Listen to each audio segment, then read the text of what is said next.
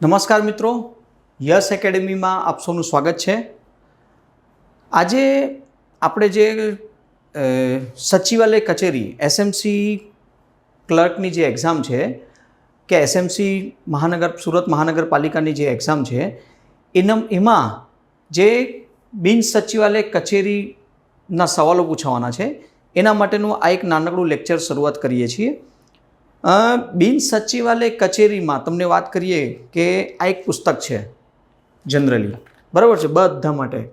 હવે આ એક ગુજરાત સરકાર દ્વારા જાહેર કરવામાં આવેલું પુસ્તક છે અને આ જ પુસ્તકમાંથી સવાલ પૂછાશે એવો વિડીયો પણ અમે નામ મૂક્યું છે।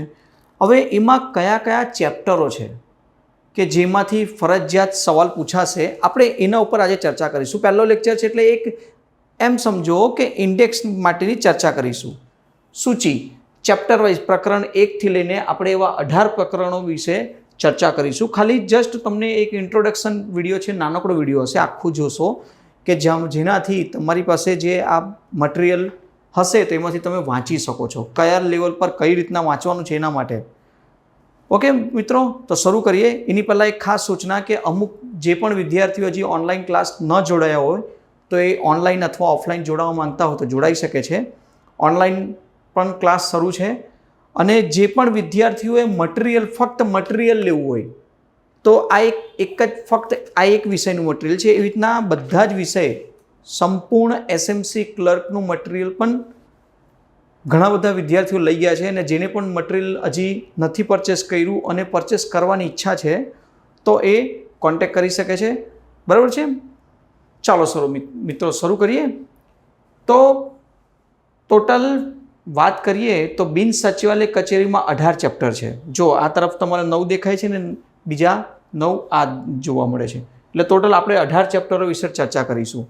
હવે બિન સચિવાલય કચેરીની વાત કરીએ તો જેટલા પણ મેઇન સચિવાલયને છોડીને જેટલી પણ શાખાઓ છે એના માટેની આ એક પુસ્તક છે કે બિન સચિવાલય કચેરીમાં કેવી રીતના કામકાજો થતા હોય છે।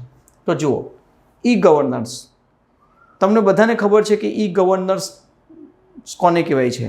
એક સારું ગવર્નન્સનું કામ જો જોવા મળતું હોય તો તમને આમાં જોવા મળશે કે ઈ ગવર્નન્સ કેવું સારું છે, કયા પ્રમાણેનું છે। આ ચેપ્ટર નંબર 1માં બતાવવામાં આવે છે, બરાબર છે। પછી જો આ જે પુસ્તક તમને કહું છું અહીંથી જે આપવામાં આવશે એ થિયરિકલ પુસ્તક છે, કોઈ એમસીક્યુ નથી।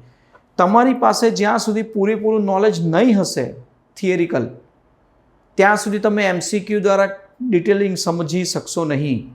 હવે આ એક ચેપ્ટરની વાત કરીએ કે જે 1 નંબરથી લઈને 6 નંબર સુધી પેજ છે, 6 પાના છે। હવે એ 6 પાનામાંથી એમસીક્યુ તમે આ 6 પાના વાંચી લો તો જેટલા પ્રકારના એમસીક્યુ બની શકતા હોય બધા જ તમારી સામે પ્રેઝન્ટ હશે, બરાબર છે। ચલો, પ્રકરણ 2, મહેકમ અને કચેરીની લગતી બાબતો।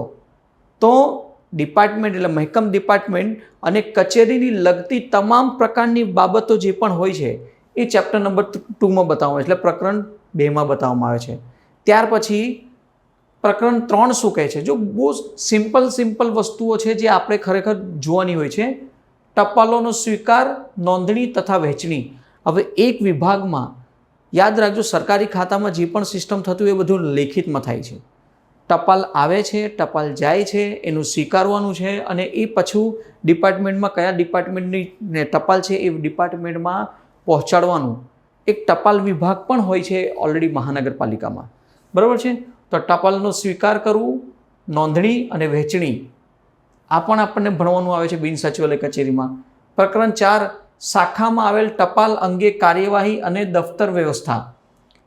ટપાલ માટેની વિભાગ એક બનાવવામાં આવે છે। જેટલી પણ સમજો કે આપણે સુરત મહાનગરપાલિકાનું સ્ટડી કરીએ છીએ તો મેઇન બ્રાન્ચ છે, જેટલી પણ ટપાલો બધી આવતી હશે એ બધી ત્યાં ભેગી થાય છે અને ત્યાંથી પછી બધા વિભાગમાં વહેંચવામાં આવે છે, મુખ્યાલય એડ્રેસ પર આવે ત્યારે। અને જ્યારે પણ જે લોકોએ નોટિસ મોકલવી છે કે કોઈ વસ્તુ મોકલવાની હોય તો એ ટપાલ વિભાગમાં પહોંચાડતા હોય છે ને ત્યાંથી જ બધી પછી આખા શહેરમાં એ લોકો ટપાલ દ્વારા કે મોકલતા હોય છે, બરાબર। તો આ તમને જોવા મળે છે। શાખામાં આવેલ ટપાલ અંગે કાર્યવાહી અને દફતરની વ્યવસ્થા। ત્યાર પછી છે પ્રકરણ 5માં લખાણની જાવક। હવે જેટલી પણ ટપાલો આવે છે કે કોઈ લેટર કે કોઈ પણ વસ્તુ મોકલે તો એની એક ફોર્મેટ સિસ્ટમ છે. જાવક લખાણના જાવકની એક ફોર્મેટ સિસ્ટમ કેવી હશે એ ફોર્મેટ સિસ્ટમ બતાવે છે. એટલે એમ સમજો હું તમને શોર્ટમાં કહું કે બિન સચિવાલય કાર્ય પદ્ધતિમાં 18 ચેપ્ટરમાં ઘણા બધા ફોર્મેટ બન્યા છે. એ ફોર્મેટ પ્રમાણે જ બધી નોંધો થતી હોય છે. તમે ક્યારે પણ મહાનગરપાલિકા કે સરકારી પદ્ધતિને જોવા જાઓ તો તમને ખ્યાલ આવશે કે આ લોકોનું લખાણ પદ્ધતિ એક ફોર્મેટ સિસ્ટમ હોય છે. એ ફોર્મેટ સિસ્ટમ પ્રમાણે જ ભરવાનું હોય છે. જેવી રીતના એક ફોર્મેટ તમને દેખાય છે કે એક ક્રમ દેખાય છે, પછી પ્રકરણના નામ છે, અહીં એના વિષયો લખ્યા છે અને આ તરફ પેજ નંબર લખ્યું છે. તો આ જ પ્રમાણે લખવાનું હોય છે. એ જ રીતના આ સરકારી લેખન પદ્ધતિનું એક ફોર્મેટ છે. બરાબર છે. પછી છે નેક્સ્ટ 6 નંબર ચેપ્ટર ફાઇલની જાળવણી અને તેમને નંબર આપવાનો બાબતમાં. હવે ફાઇલોની જાળવણી તો જરૂરી છે, મન ફાવે તેમ તો મુકાય નહીં, અને એ ફાઇલો જે આ મુકાવવામાં આવે છે એ જગ્યા પણ વ્યવસ્થિત અને નંબરિંગ કરીને, કેમ કે એની જે ઇન્ફોર્મેશન હોય છે ચોપડામાં અથવા કોમ્પ્યુટરમાં મૂકવામાં આવે છે કે આ વિષયની ફાઇલ નંબર કઈ, તો આપણે એ વિષયને સર્ચ કરીએ કે ફાઇલ નંબર સર્ચ કરીશું એટલે ઓટોમેટિક કઈ જગ્યાએ મુકાઈ છે ફાઇલ એ આપણને જોવા મળે છે. હવે તો કેવું છે ટેકનોલોજી પ્રમાણે ડોક્યુમેન્ટ બધું રાખવામાં આવે છે, પણ પહેલાંના સમયમાં આ રાખવામાં આવતું હતું. એ પ્રમાણે ચર્ચા કરી. પછી રેકોર્ડ વર્ગીકરણ. હવે જેટલા પણ રેકોર્ડ સિસ્ટમ છે ફાઇલિંગનું, આપણે જૂની વાત કરીએ તો બધાને સિસ્ટમેટિક મૂકવું જરૂરી છે. વાત કરીએ કે તમે જેટલા પણ વસ્તુઓ જો કોમ્પ્યુટરમાં કે કોઈ બી જગ્યાએ મૂકો છો કે હાર્ડ કોપી મૂકો છો તો તમે વિભાગ બનાવશો કે આ વિભાગની વસ્તુ આ જગ્યાએ હોવી જોઈએ, આ વિભાગની આ જગ્યાએ હોય તો જ આપણને આસાનીથી મળી શકે અને આપણે એને સુવ્યવસ્થિત યુઝ કરીને પાછી મૂકી શકીએ છીએ. પ્રકરણ 8 શું કહે છે? વિલંબન નિયંત્રણ. જે પણ કાર્ય હોય, ઇટ મીન્સ એ ટપાલનું હોય, લખાણનું હોય, કોઈ વસ્તુ પહોંચાડવાની હોય કે આવવાની હોય, એમાં વિલંબ ન થાય, લેટ ન થાય એના માટેનું પણ ધ્યાન રાખવામાં આવે છે. અને એના માટે પણ આ ડિટેલિંગ ચેપ્ટર છે. બહુ મોટું નથી પણ એ ચેપ્ટર જરૂરી ચેપ્ટર છે કે બધી જ જગ્યાએ આજે કેવું છે કે આજનું કામ કાલ ઉપર ટાળવાની કોશિશ થતી હોય તો વિલંબ ન થવું જોઈએ એનું એક સમય મર્યાદા મૂકેલી છે. એ સમય મર્યાદા પ્રમાણે કામ કરવાનું હોવાથી આ જોવા મળે છે. બરાબર છે. પ્રકરણ 9 કહે છે કે નોંધ લેખન અને મુસદ્દા લેખન, એમ તમને કહી શકું તો નોંધ લેખન જેટલી પણ વસ્તુઓ આવે છે અથવા તો જાય છે, આપણે ટપાલ ગણી લઈએ, ખાલી એક્ઝામ્પલ આપી તો એ તમામ વસ્તુઓની એન્ટ્રી ફરજિયાત છે. જો એન્ટ્રી કરવામાં નહીં આવશે તો તકલીફ એ થશે કે કોઈને કોઈ મોટી સમસ્યા આવીને ઊભી રહી જાય છે. બરાબર. તો એ ન રહે, એ તકલીફ ન થાય એના માટે આ નોંધ લેખન થતી હોય છે. બરાબર છે. ત્યાર પછી આપણે જોઈશું પ્રકરણ 10ની વાત કરીએ તો પ્રકરણ 10માં છે લખાણના પ્રકાર. હવે અલગ અલગ પ્રકારના લખાણ હોય છે. બરાબર છે.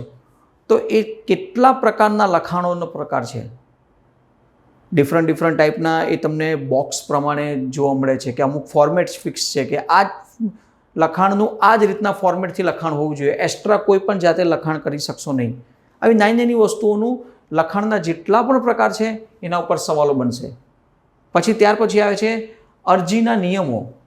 હવે અરજી કરવી છે તો એનો એક નિયમ હશે. મન ફાવે તેમ કોઈ પણ વ્યક્તિ અરજી કરી શકતા નથી ને અરજી કરવી હોય છે તો એનું પણ એક ફોર્મેટ હોય છે. સાદા કાગળમાં અરજી કરવી અને એક રીતના જે અમુક જગ્યાએ સાદા કાગળમાં અરજી થતી હોય છે, અમુક જગ્યાએ કેવું છે સાદા કાગળમાં અરજી નથી થતી, તો એનું એક ફોર્મેટ સિસ્ટમ હોય છે. અને એ તમને ફોર્મ આપવામાં આવે કે આ ફોર્મ લઈ લો અને આ ભરીને પછી સબમિટ કરાવી દો. તમારી સાથે જો ડોક્યુમેન્ટ કંઈ ઉમેરવાનું હોય તેમાં જેટલું માંગી છે એ ડોક્યુમેન્ટ જમા કરાવી દો અને ફિનિશ થઈ જશે. તો અરજીના નિયમો પણ છે. પછી નિરીક્ષણ. તમે જે કામ કરો છો એની દેખરેખ પણ થતી હોય છે. કામકાજ કે કેવું મેનેજમેન્ટ થઈ રહ્યું છે, એક નિરીક્ષણ એટલે દેખરેખની વાત કરું સીધી શોર્ટમાં, એનું પણ એક જોવા મળે છે. અને આ પણ જરૂરી છે. બિન સચિવાલય કચેરીઓમાં કામકાજ વ્યવસ્થિત થાય છે તે જોવું પણ જરૂરી છે. બરાબર છે. પછી કચેરીની કામકાજની અન્ય બાબતો. તો કચેરીમાં જેટલા પણ પ્રકારના કામકાજો થાય છે એના માટેની ખાલી મેઇન મુદ્દાઓ નથી પણ અન્ય મુદ્દાઓ પણ હોય છે કે જેનાથી એ કચેરીનું વ્યવસ્થિત મેનેજમેન્ટ થઈ શકે. જો બિન સચિવાલય કચેરી એક સરકારી વિભાગ માટેની જવાબદારી છે. એમાં કોઈ આમ જનતાને એનાથી કંઈ લાગતું ઓળખતું નથી અને આમ જનતા એના ઉપર ધ્યાન પણ નથી આપતી, હું તમને સીધું કહું.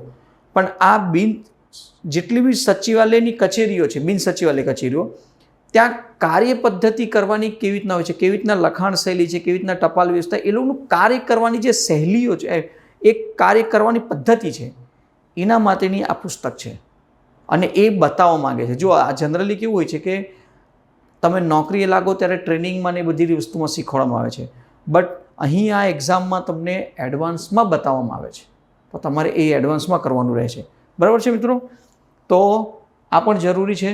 અને તમે જ્યારે આ 18 ચેપ્ટર વાંચી લો છો તો એપ્રોક્સ હું તમને કહી દઉં કે નહીં તો તમને કહી શકીએ 1500થી 2000ની આસપાસ તો MCQ થઈ શકે છે આમાં. હવે એટલા બધા MCQ થઈ શકશે તો ક્યારેક આટલું બધું પૂછાઈ શકે? જો મિત્રો કેવું છે કે થિયરી તમે વાંચો ને તો તમને ખ્યાલ આવશે કે નહીં ખરેખર આમાંથી આ પણ સવાલ ઇમ્પોર્ટન્ટ છે, આ પણ ઇમ્પોર્ટન્ટ છે. તો તમે એને નોટ ડાઉન કરશો અથવા અંડરલાઇન કરશો કે બીજી વખત જ્યારે વાંચો ત્યારે તમે એટલું જ વાંચશો કે જેનાથી તમને વારંવાર યાદ રહી જાય. બરાબર છે? પછી પ્રકરણ 14 કોર્ટ કેસની અને સંસદ સભ્યશ્રી, ધારાસભ્યશ્રી પત્ર અંગેની કાર્યવાહી. હવે કોર્ટ કેસ થતા હોય છે, તમને કેવું એ તો સવાલ જ નથી, એવું તો બને જ નહીં કે મહાનગરપાલિકા દ્વારા કોઈ કોર્ટ કેસ પબ્લિકના ઉપર ના થાય ને પબ્લિક ઉપરથી નગરપાલિકા ઉપર ના થાય. કોર્ટ કેસનું ચાલતું જ હોય છે. અને એની સાથે સાથે સંસદ સભ્ય અને ધારાસભ્યો જે હોય છે એમના પત્ર અંગેની કાર્યવાહી પણ હોય છે. કે અમુક પત્રોનું તમે જોશો, જ્યારે તમે આ ડિટેલ્સ વાંચો તો તમને ખ્યાલ આવશે કે પત્રોની કાર્યવાહી આપણે કયા સિસ્ટમ મુજબ જોવા મળે છે એના ઉપર ચર્ચા હોય છે. બરાબર? પ્રકરણ 15 એમ કહેવા માંગે છે કે માહિતીનો અધિકાર અધિનિયમ 2005 મુજબ, માહિતીનો અધિકાર અધિનિયમ 2005 એટલે RTI વાત કરીએ, એક નાનકડું ચેપ્ટર છે RTI. એમાંથી પણ જોવા જાઓ તો 5 થી 10 સવાલ કે 15 સવાલ બની જાય કે તમને એક સીધો સવાલ પૂછી લે કે માહિતીનું અધિકાર અધિનિયમ, જેને બ્રેકેટમાં શોર્ટમાં લખી દે RTI, એ ક્યારથી લાગુ થયું? તો તમે એમ કહી શકો કે 2005. સવાલ સીધું તમારી સામે છે. બરાબર છે? એમાં હજી ઘણી બધી વસ્તુઓ છે જે એક ચેપ્ટર તરીકે આપણની સામે છે, ચેપ્ટર નંબર 15. બરાબર? તમને એવું નહીં પૂછાશે કે RTI કયા નંબરના ચેપ્ટર પર છે, પણ RTIની વિશે માહિતી પૂછી શકે છે. પ્રકરણ 16 કહે છે ગુજરાત જાહેર સેવાઓ અંગે નાગરિકોનો અધિકાર, જાહેર સેવાઓ અંગે અધિનિયમ 2013 અને તેની મુખ્ય જોગવાઈઓ તથા જન સેવા કેન્દ્રો. હવે ગુજરાતમાં જ વાત કરીએ કે જાહેર સેવાઓ અંગેની નાગરિકોનો અધિકાર શું છે એના વિશે માહિતી છે.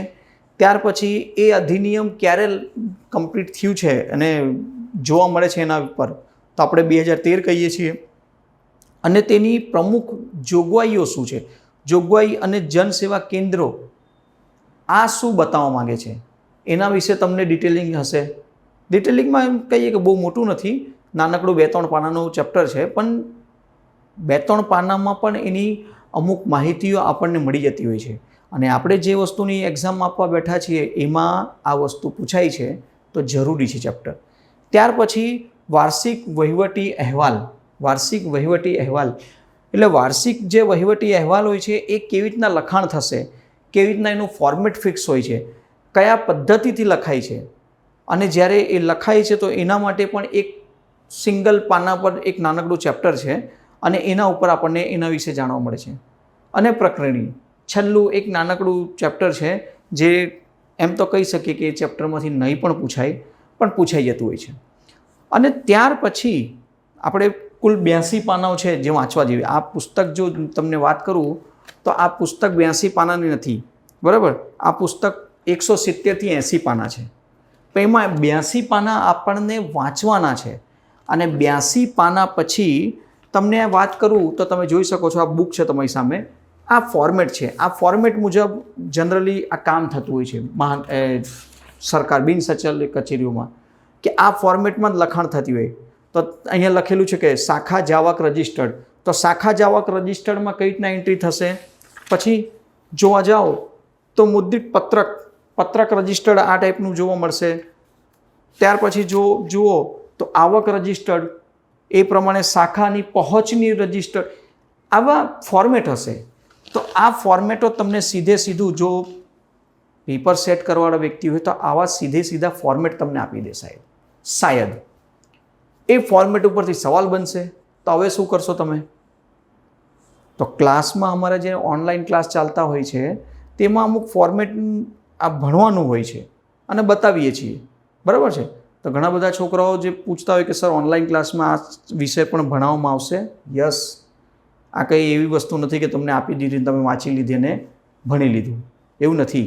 એનો એક વિષય વાઇઝ ચેપ્ટર હોય છે, બરાબર છે. આ ફર્સ્ટ લેક્ચર છે એનો, બરાબર છે મિત્રો. આ ફર્સ્ટ લેક્ચર છે એટલે વિડીયો ફર્સ્ટ છે.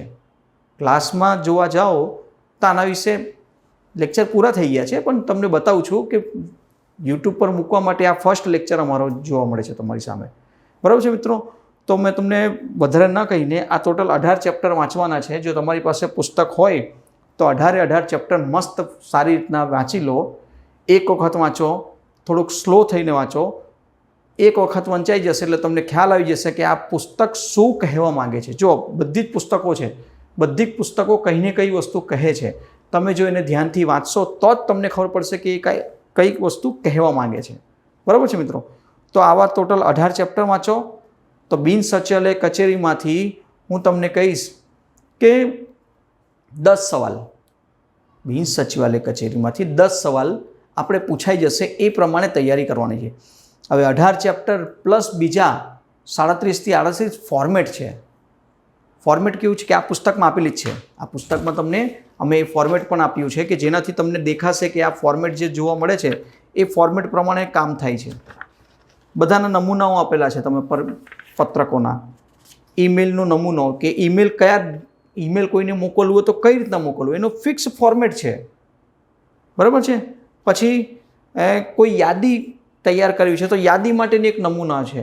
તો આવા નમૂનાઓ પણ જરૂરી છે. યાદ કરીને એને ત્યાં જો એ બેઠું તમને જો મૂકી દીધું હોય, 2-4 પાના વધારીને મૂકવામાં કોઈ ફરક નથી પડતું મહાનગરપાલિકાને, પણ એ ફોર્મેટ મૂકી દીધું, પૂછવામાં આવે કે આ ફોર્મેટ જે ઉપર આપેલું ફોર્મેટ છે નીચેના 4 ઓપ્શનમાંથી બતાવો કે કઈ કોનું છે, અને આપણે ફોર્મેટ જોયું જ નથી તો તકલીફ પડે, બરાબર છે.